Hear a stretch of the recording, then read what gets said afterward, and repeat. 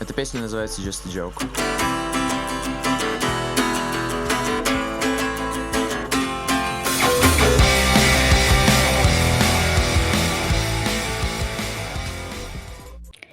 Badminton, invented in India as Pune. British officer fascinated by the game and brought it back in their country state at Badminton, Gloucestershire. The game spread in England and in Canada, where it is now outstanding indoor sports.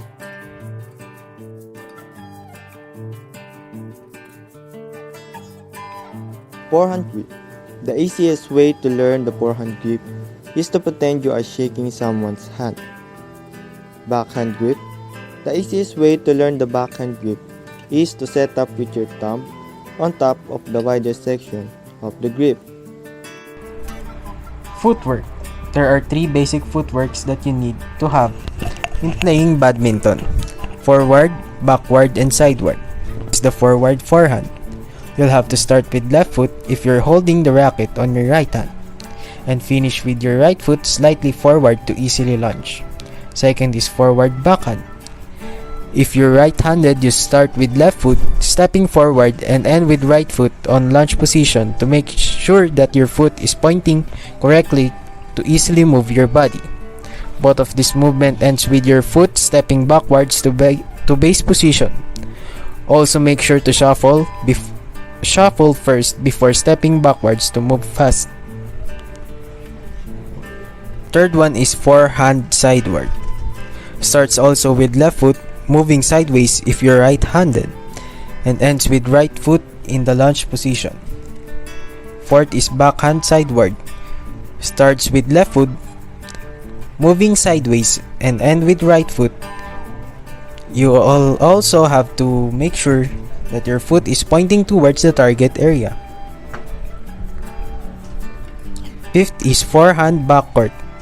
In this one, you'll move your back leg and shuffle your way on the back or to the desired area, and then make sure that your right foot has the weight to balance easily.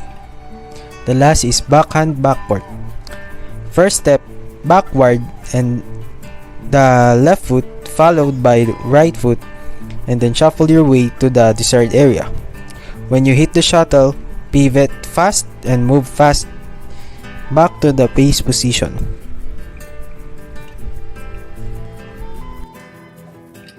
Eye-hand coordination.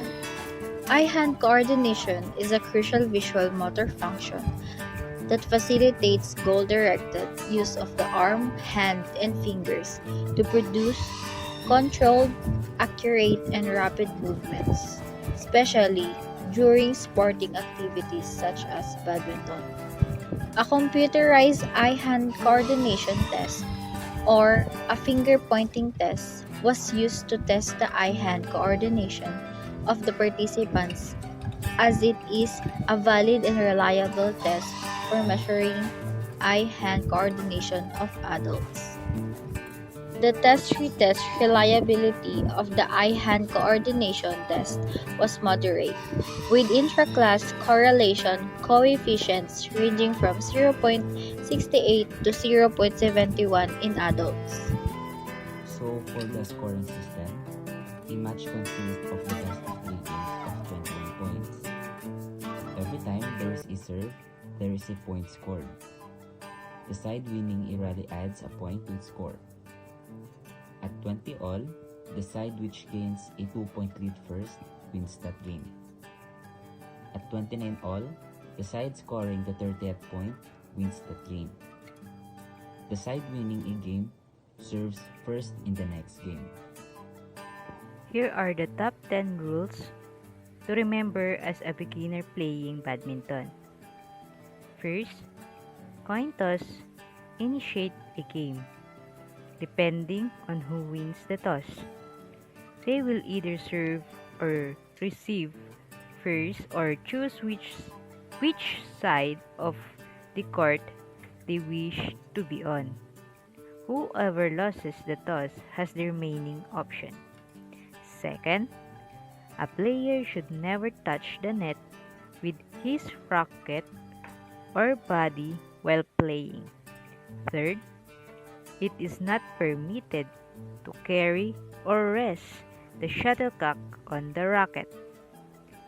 Fourth, the shuttlecock should not be hit over the net. Fifth, for a serve to be valid, it must cross the court diagonally. Sixth, until the shuttlecock is struck by the server, a player cannot touch any lines on the court. It is always best to strike the shuttlecock below the waist during the serve. 7.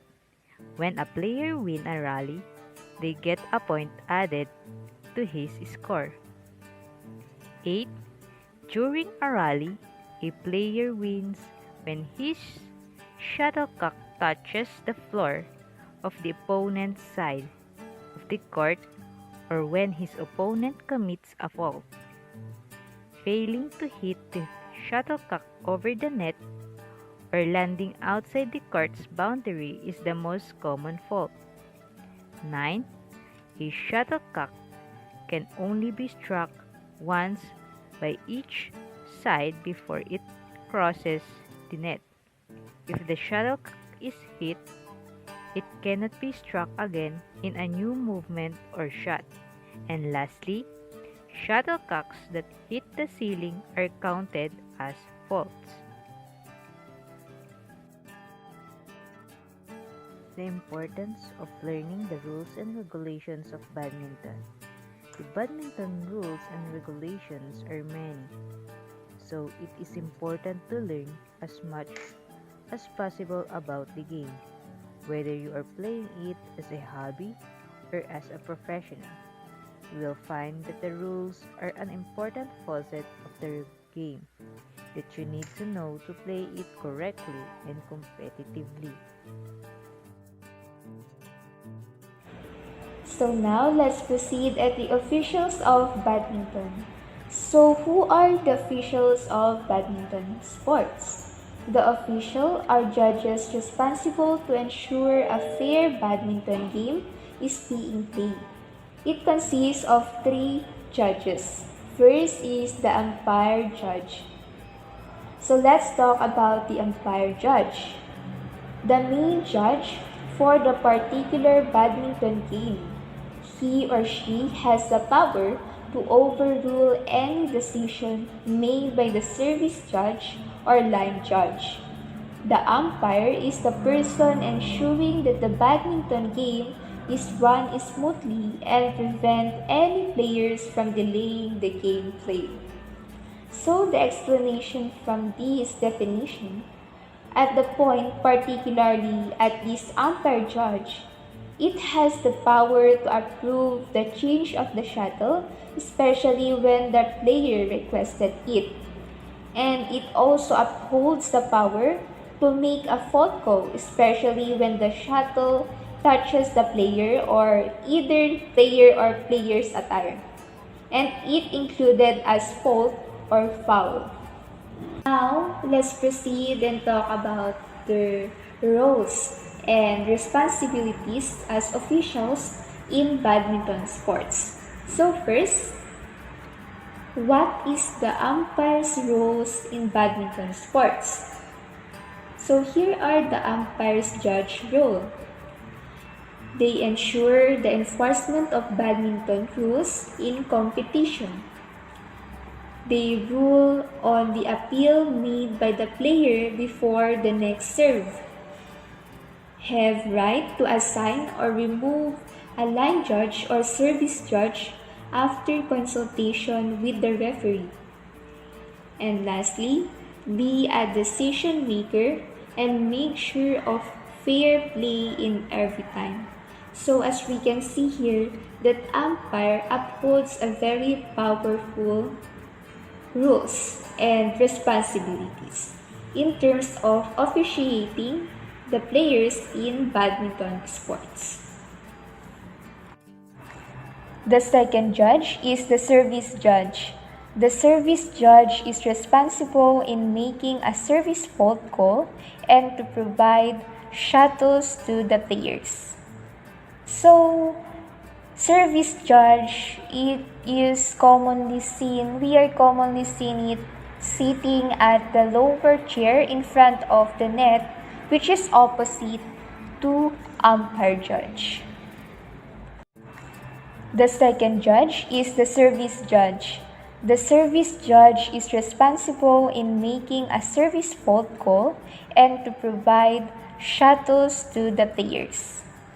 So, service judge, we are commonly seen it sitting at the lower chair in front of the net, which is opposite to umpire judge. Lastly, we have a line judge. Line judge sit beside the badminton court, right in front of every in or out lines to determine whether the shuttle is inside or outside the boundaries of the court. So it explains and emphasizes that these type of judges or stage judges is very subjective and controversial. So why? The reason is they determine not only about the shuttle, whether it is in or out in the line, but also they determine the service, if it is wrong or if it is in a wrong direction or in a wrong zone. Lastly, what are the roles and responsibilities of a line judge in badminton? So here are the requirements for the line judge. They should sit on the line being assigned to him. The best position is to face the umpire judge. The actual sitting distance between the line judge with the court is about 2.5 to 3.5 meters. So, the line judge determines the shuttle and look after it in where it is landed, either it is in or out of the line, and not only that, they also determine whether the shuttle is landed in a wrong zone or in a wrong direction.